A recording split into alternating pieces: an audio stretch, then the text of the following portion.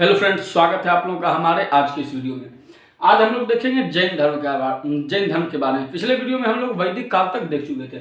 तो वैदिक काल में कुछ आडंबर बढ़ने के कारण जैन धर्म और बौद्ध धर्म का उदय हुआ है। तो उसी में हम लोग देखते हैं जैन धर्म के बारे में। देखिए, जैन धर्म में टोटल 24 तीर्थंकर हुए हैं। जैन धर्म में टोटल 24 तीर्थंकर हुए। ये तीर्थंकर कौन है? तो तीर्थंकर जो धर्म का उपदेश करने वाले को ही तीर्थंकर कहा जाता है। तो इसके जो पहले तीर्थंकर ऋषभदेव हैं, यही इनके जैन धर्म के संस्थापक ऋषभदेव यहाँ जैन धर्म के पहले तीर्थंकर हैं। ऋषभदेव के बाद बाकी और भी बहुत सारे तीर्थंकर हुए हैं। 24 तीर्थंकर टोटल हुए हैं। तो बाकी जो भी तीर्थंकर हुए हैं, एक 23वें तीर्थंकर और 24वें तीर्थंकर को छोड़ करके बीच में जितने भी तीर्थंकर हुए हैं उनके बारे में कुछ विशेष जानकारियां प्राप्त नहीं है।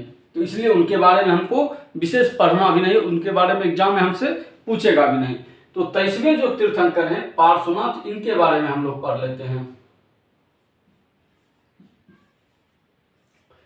23वें तीर्थंकर हुए जैन धर्म के कौन? तो पार्श्वनाथ। ये जो है काशी के राजा के पुत्र हैं। काशी के राजा अश्वसेन के पुत्र हैं पार्श्वनाथ। ठीक है। इन्होंने 30 वर्ष की आयु में संन्यास जीवन को स्वीकार कर लिया। गृह को, अपने घर को त्याग दिया और संन्यास जीवन को स्वीकार कर लिया 30 वर्ष की आयु में। और झारखंड में एक पर्वत है समेध शिखर,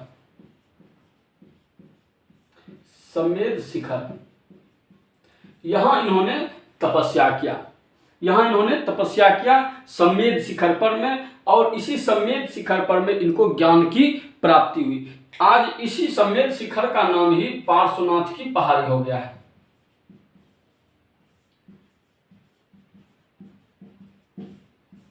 आज जो पार्श्वनाथ की पहाड़ी हम लोग कहते हैं वही समेध शिखर है। यहाँ पार्श्वनाथ को ज्ञान की प्राप्ति हुई थी, इसलिए इस समेध शिखर का नाम ही पार्श्वनाथ की पहाड़ी रख दिया गया। ठीक है। इन्होंने 30 वर्ष की आयु में गृह को त्याग दिया और संन्यास जीवन को स्वीकार कर लिया।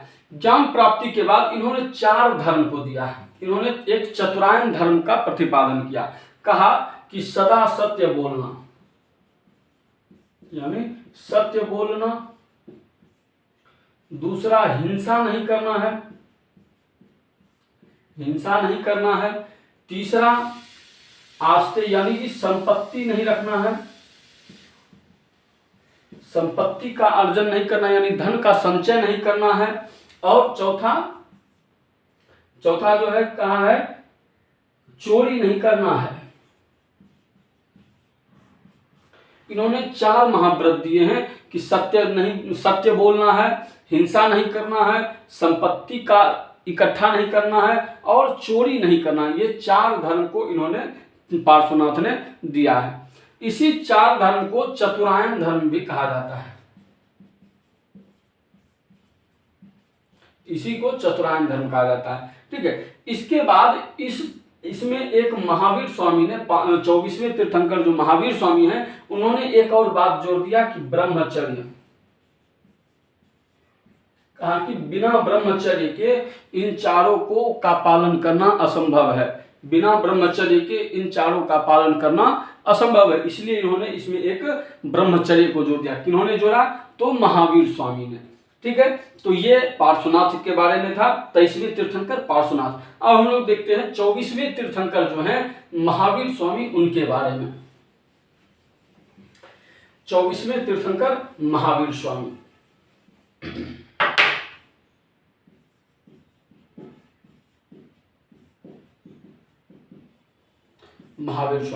महावीर स्वामी का जो जन्म हुआ है, इनका जो जन्म है 540 ईसा पूर्व, 540 ईसा पूर्व कुंडग्राम में हुआ है।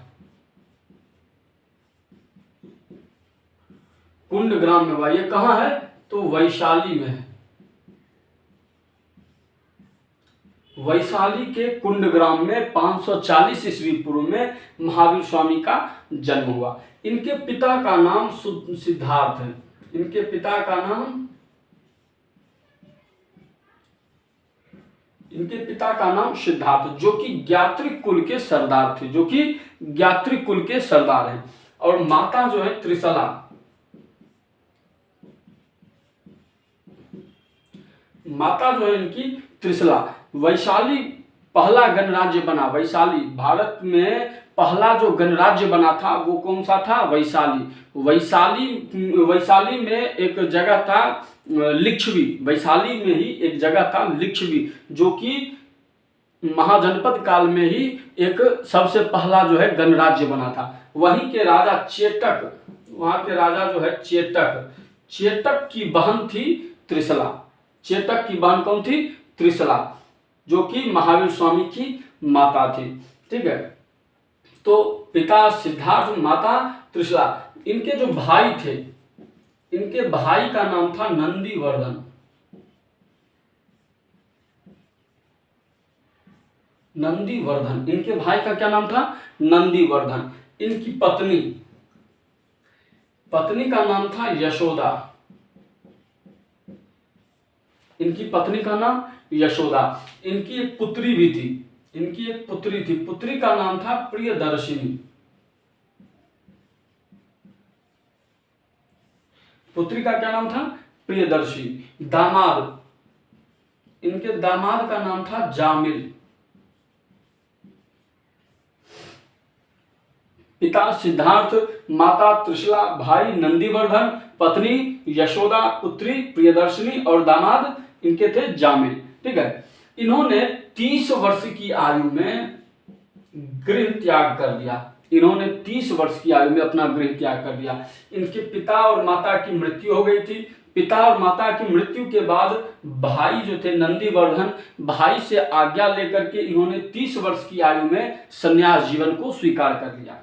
30 वर्ष की आयु में इन्होंने संन्यास जीवन को स्वीकार किया और 12 वर्ष की तपस्या के बाद इनको ज्ञान की प्राप्ति हुई। ज्ञान की प्राप्ति इनको कहाँ हुई थी? तो जृंभिक ग्राम में, जृंभिक ग्राम, जृंभिक ग्राम में ऋजुपालिका नदी के तट पर, ऋजुपालिका नदी के तट पर और साल वृक्ष के नीचे। जृंभिक ग्राम में ऋजुपालिका नदी के तट पर साल वृक्ष के नीचे इनको ज्ञान की प्राप्ति हुई थी। इन्होंने 30 वर्ष की आयु में गृह त्याग दिया और 12 वर्ष की तपस्या के बाद इनको ज्ञान की प्राप्ति हुई। ज्ञान की जो प्राप्ति हो गई तो ज्ञान की प्राप्ति के बाद इनको कहा जाने लगा अरहत, यानी जिन। इनको जिन कहा जाने लगा, यानी कि विजेता, यानी कि जिसने अपने मन और इंद्रियों पर विजय प्राप्त कर ली हो उसे कहा जाता है जिन। तो इनको जिन कहा जाने लगा, अरहत कहा जाने लगा। अरहत का मतलब होता है पूजनीय, जिसको हम पूजते हैं पूजनीय, पूजनीय कहा जाने लगा। निर्ग्रंथ कहा जाने लगा, निर्ग्रंथ, निर्ग्रंथ कहा जाने लगा, यानी कि किसी भी बंधन से मुक्त, हर प्रकार के बंधन से मुक्त हो गए हैं, यानी अब इनके ऊपर किसी प्रकार का कोई बंधन नहीं है। तो इनको जिन, अरहत और निर्ग्रंथ कहा जाने लगा। इन्होंने ज्ञान प्राप्ति के बाद 3 सिद्धांत दिए। इन्होंने 3 सिद्धांत दिए। कौन कौन से सिद्धांत दिए? कहा कि सम्यक दर्शन, सम्यक दर्शन, सम्यक, पहला है सम्यक ज्ञान, दूसरा है सम्यक दर्शन और तीसरा है सम्यक आचरण। इन्होंने 3 सिद्धांत दिए। इन्होंने कहा सम्यक ज्ञान, सम्यक दर्शन और सम्यक आचरण, यानी कि आपको सही का ज्ञान होना चाहिए। आपका जो ज्ञान है वह सत्य होना चाहिए, यानी सही ज्ञान होना चाहिए आपके पास। ठीक है, उसके बाद सम्यक दर्शन, आपकी जो दृष्टि है, आपका जो नजरिया है, आपको का देखने का जो तरीका है वो आपका सही होना चाहिए। उसके बाद सम्यक आचरण, यानी कि आपका जो व्यवहार है, आचरण है, वो कैसा होना चाहिए, सही होना चाहिए। यानी दूसरों के प्रति हमारा जो व्यवहार है वह व्यवहार कैसा होना चाहिए, सही होना चाहिए। इन्होंने इस 3 सिद्धांत को दिया है, ठीक है। कहा कि इस 3 सिद्धांत का पालन करने के बाद ही कोई व्यक्ति सही ज्ञान को प्राप्त कर सकता है, यानी कोई व्यक्ति पूजनीय हो सकता है, कोई व्यक्ति जिन कहला सकता है, ठीक है। इसके बाद इन्होंने चतुरायन धर्म में बताया, चतुरायन धर्म में एक ब्रह्मचर्य को भी जोड़ा था। चतुरायन धर्म में इन्होंने एक ब्रह्मचर्य को जोड़ा था, जिसके बाद उसे पंच महाव्रत कहा जाने लगा। इन्होंने कहा कि जब तक ब्रह्मचर्य जीवन में नहीं आएगा तब तक चतुरायन धर्म का पालन कोई कर ही नहीं सकता है, तो इसीलिए इन्होंने ब्रह्मचर्य को भी उसमें जोड़ा था। उसके बाद महावीर स्वामी जो हैं, महावीर स्वामी आत्मा पर विश्वास करते हैं, आत्मा को मानते हैं कि आत्मा है और यह आत्मा पुनर्जन्म भी लेगी। इन्होंने पुनर्जन्म को भी माना है, इन्होंने आत्मा को भी माना है, पुनर्जन्म को भी माना है, लेकिन इन्होंने ईश्वर को नहीं माना है। इनके सामने इनका मानना है कि ईश्वर कुछ नहीं है, आत्मा को माना है, पुनर्जन्म को माना है। इन्होंने कहा है कि आत्मा है, पुनर्जन्म भी लेगी आत्मा। इन्होंने पुनर्जन्म कहा है कि पुनर्जन्म को समाप्त करना है, हमको पुनर्जन्म यदि नहीं लेना है तो हमको क्या चाहिए होगा, मोक्ष चाहिए होगा। हमको क्या चाहिए होगा, हमको मोक्ष चाहिए होगा। देखिए जैन धर्म में मोक्ष शब्द का प्रयोग नहीं किया गया है, जैन धर्म में मोक्ष की जगह पर में कहा गया है कैवल्य।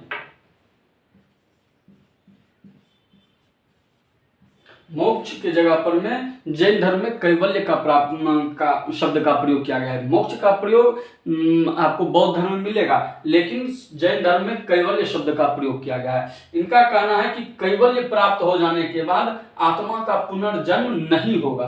कैवल्य यानी मोक्ष प्राप्त हो जाने के बाद आत्मा का पुनर्जन्म नहीं होगा। अच्छा, कैवल्य प्राप्त कैसे होगा, तो इसके लिए इन्होंने कहा है कि कठोर नियम का पालन किया है। इन्होंने कैवल्य प्राप्ति के लिए, मोक्ष प्राप्ति के लिए कठोर नियम का पालन किया है। कहा है कि हमारी जो ये आत्मा है, आत्मा जो हमारी है, इसको हम जितना सुख देंगे उतना ये और अधिक सुख की इच्छा करेगी। हम इसको जितना सुख देंगे उससे अधिक सुख की ये इच्छा करेगी, इसलिए इसको सुख नहीं देना है, आत्मा को सुख नहीं देना है। कहा है कि ठंड का समय है तो रजाई ओढ़ लेंगे, ठंड के समय में रजाई ओढ़ लेंगे, गर्मी का समय है तो एसी चालू कर लिए, कुछ भूख लगा तो कुछ अच्छा पकवान खा लिए। तो ये सब नहीं करना है। ठंड है तो ठंड को सहन करना है, गर्मी है तो गर्मी को सहन करना है, भूख लगा है तो जल पर ही काम यदि चल रहा है तो जल पर ही काम चला लेंगे। तो इन्होंने कहा है कि आत्मा को सताना है, आत्मा को क्या करना है, सताना है। आत्मा को जब हम सताएंगे तो ये आत्मा फिर पुनर्जन्म लेने के बारे में नहीं सोचेगी। यदि हम आत्मा जो भी चीज आत्मा को चाहिए, जो भी सुख चाहिए, वो सुख यदि हम इसको पूर्ण करते जाएं तो क्या होगा कि आत्मा फिर पुनर्जन्म लेगी। लेकिन उसी सुख के जगह पर में हम आत्मा को यदि दबाना प्रारंभ कर दें तो क्या होगा, आत्मा पुनर्जन्म नहीं लेगी। इसके लिए इन्होंने कठोर नियम का पालन किया है कि यदि ठंड है तो ठंड को बर्दाश्त करना है, गर्मी है तो गर्मी को बर्दाश्त करना है, भूख लगा हुआ है तो कुछ अच्छा नहीं, जो सूखा मिल जाएगा, जो रूखा सूखा जो भी मिल गया उसी पर काम चल जाएगा।